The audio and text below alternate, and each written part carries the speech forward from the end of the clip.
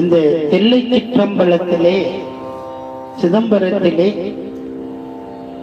இரவு அர்த்தஜாம பூஜைக்கு பிறகு எல்லா கலைகளும் இந்த சிதம்பரத்திலிருந்து ஒடுங்கும் என்று சொல்லுவார்கள். அதனால் இந்த திருத்தாண்டகத்திலே புக்க திருத்தாண்டகம் என்று இது பெயர் வைத்து திருநாவுக்கரசர் பெருமான் பாடுகிறார். ஒவ்வொரு களத்திலேயும் இருக்கக்கூடிய அந்த இறைவன் ஏகன் அநேகன் என்று சொல்லுவார்கள்.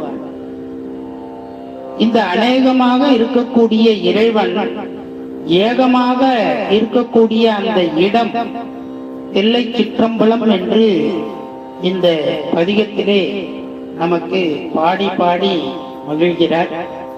இறைவன் எங்கெல்லாம் இருக்கிறார், நாம அவரை எங்கெல்லாம் வணங்க வேண்டும் என்பதையெல்லாம் எல்லா தளத்திலேயும் இருக்கக்கூடிய இறைவனை ஒரு சேர வணங்குவது இந்த தில்லை சிற்றம்பலத்திலே தான் என்று நாவுக்கரசர் பெருமான் சொல்லுவார். அதனாலதான் ஒரு வாக்கு உண்டு, தில்லை தரிசிக்க முக்தி என்று சொல்லுவார். நாமெல்லாம் மனதினாலே நினைத்து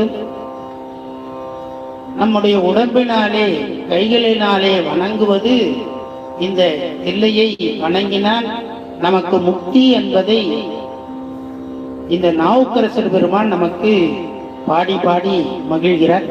அடுத்தபடியாக